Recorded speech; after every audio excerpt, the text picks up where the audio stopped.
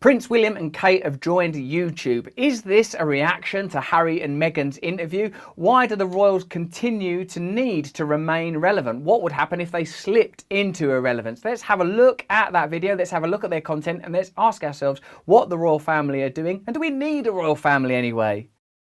By the way, you be careful what you say now, because these guys, they're filming. I know. The biggest challenge the royal family face, of course, is they have to do this awkward dance between being modern and relevant so that we recognise them and identify with them, but having enough connection to heritage and tradition to warrant the exclusive and privileged position they're in. If they get too normal, it's like, hold on a minute, you're normal, you're not going to have any of my money and my taxes, give me one of your castles. But if they're too entrenched in heritage, also you think, hold on a minute, these people have nothing to do with me, I don't have any connection. They've got to walk this peculiar line, do this extraordinary dance between being normal, ordinary and accessible so we identify with them, but rarefied, deified, worthy of privilege so that we don't think, well, why are we giving them this privilege? This privilege is unacceptable. It's in a sense the royal family paradox. Privileged because they deserve to be, but they deserve to be because in a way they're just like us. This morning, the Duke and Duchess of Cambridge pulling back the curtain, revealing the personal side of palace life.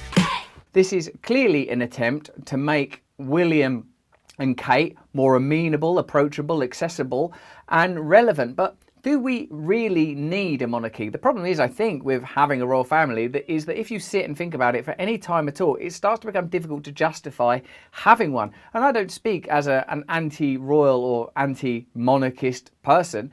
I just am speaking, I think, from a coldly rational, or not even coldly, just rational perspective. This is a time of great transition and change. This is a time where centralisation seems problematic, where tradition is, in a sense, being used to prevent progress in lots of areas. And it becomes challenging, stripped of heritage and habit, to maintain a connection to this institution. You don't need to roll your arm. Do you know where it is? No. I guess what that, first of all, is about is approachability, amenability. The Harry and Meghan interview suggested that, among other things, the royal family were kind of cold and out of touch, austere and unapproachable. So the problem that is being addressed clearly here is that one. You know, these people are accessible, they're just like you, but not so much like you. Don't give them 50 million quid a year out of the taxpayer's purse. You know, what I find fascinating about stories like this one is that you can sort of see the joins, no? You can see the conversations that have happened in the PR department of the royal household where they've said, look, Harry and Meghan have made an impact. They're in America. They've got these deals with Netflix. They're doing a new podcast. What is our greatest asset? We can't continually rely on Her Majesty the Queen. She's not going to go on forever. Charles, that's not going to work out after what happened with Diana. So we better put our focus into these two.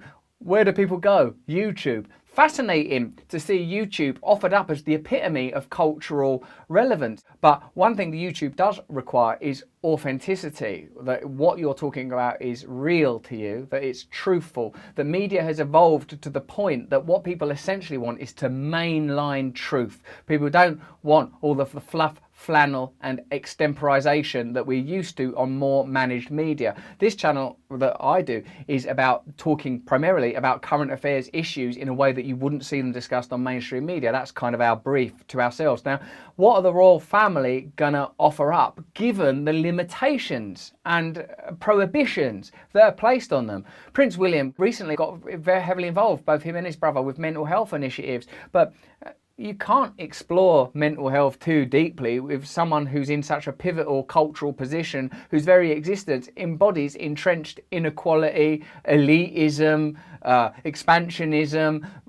What is the royal family? What is any wealthy, powerful organisation other than the living embodiment of deficits felt elsewhere? Now, you can't start investigating that honestly without dismantling it. So it's a really curious and interesting game of brinkmanship that they've entered into. It comes amid a royal rebranding, the couple changing their Instagram name from Kensington Royal to the Duke and Duchess of Cambridge. How could they ever have thought that Kensington Royal was going to be a catchy title? Hey, follow us, dog. over at Kensington Royal, the most elitist borough, the most elite organisation. Extraordinary. I mean, even Duke and Duchess of Cambridge does have some baggage culturally. And just days ago, posting this personal family video celebrating their 10th wedding anniversary with their kids. We're really going to see a lot more of their sort of private life and the work that they're doing behind the scenes. No, we're not going to see their private life. We're going to see promos necessarily that have been articulately, deftly and deliberately put together. So it's very curious that the media is willing to enter into a pact with the royal family. I suppose because, like, even recently, I think a royal correspondent critiqued William publicly, and that just means the end of that relationship. So even, like, you know, American or Australian media corporations necessarily have to maintain a degree of conviviality between themselves and the royals to keep this soap opera going and to keep the channel of information open. Because I suppose what's behind this really is the burgeoning truth that we don't really need a royal family. And if we do need a royal family, what is that need about? It's an entirely symbolic need. I suppose you could argue we don't need a Premier League, but a Premier League serves an important function, primarily an economic one for its owners, i.e. if you took that function out of it, what would happen to the Premier League? It also performs on the other side various important cultural relationships, tribal relationships. Now, how does the royal family function then? It gives us all a common family that we can all communicate about and comment on, and in this atomized, dislocated culture, feel like we're having a sort of shared experience. So William and Kate now are at the forefront of that, using a medium that's at the forefront of that. And my sense is that this YouTube video, even though it seems like quite a light-hearted, glib, don't roll your R's, mucking about, glimpse behind the curtain, it's actually part of a very deliberate, concerted effort to keep the royal family protected and relevant at a time of incredible challenge, when perhaps it's more at risk than it's ever been before, with the likely radical changes that be brought about by the inevitable passing of the Queen and the lack of public affection elsewhere for any of its other members. So this is a sort of a very significant cultural event. It is extremely rare for the royals to allow a glimpse into their private family time such as this. How could you, for even a moment, imagine that that is a glimpse into someone's private family time? Do you mind if we accompany you on this photo shoot on a beach in Norfolk? It's not a glimpse into a private life if it solely exists as a public asset. It's like a portrait sitting. It's like, oh, thank you, Your Majesty, for sitting still for 8 hours while I do this portrait. This isn't a glimpse or an insight. This is a constructed piece of public relations. Where Louis and big sister Charlotte are playing together, or they're being chased around the garden. It's not that the role of the royals is solely symbolic either. A recent Guardian investigation found that more than 1,000 laws have been vetted by the Queen or Prince Charles through a secretive procedure called the Queen's Consent before they were approved by the UK's elected members of Parliament. They included draft laws that affected the Queen's personal property, such as her private estates in Balmoral and Sandringham. Like, it's interesting. I know this was a big investigation in the Guardian, but it didn't really have that much cultural impact. We have this sort of habit of having a royal family. In part, I think it's because of the ubiquity, the sort of gentle ubiquity of the Queen's face on the money, on the stamps of it's just so embedded in our mind, in our public institutions. And perhaps you could argue there is something in the human animal that accepts hierarchies in this way. But as the culture becomes more and more commodified and sped up by the rapid technologicalization of society, this pinnacle experience of royalty, I think, is sort of teetering on the edge of irrelevance. That's what I think we're experiencing. And so it's no coincidence that what they've turned to are platforms like Instagram and YouTube to see if they can somehow lash out a tendril into younger generations to sort of get some kind of foothold in a new audience market, new devotees. William and Kate decided to share this film this afternoon as a thank you on the day they celebrate 10 years of marriage.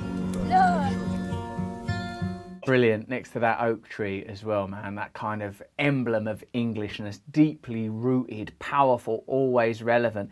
Here's an amazing piece of archetypal propaganda here. The family, the sort of rights of the family, the certainty of ongoing hegemony, but that also has to be sort of paired with the Queen's consent investigation that The Guardian revealed. The fact that the Queen was given the opportunity to consent to or deny bills that relate to wealth and taxation, potentially anything deemed to affect her personally. The Queen has on occasion used the procedure to privately lobby the government. It's a sort of an incredible concentration of power that's being discussed, and it's very curious to see it moving into a new cultural territory.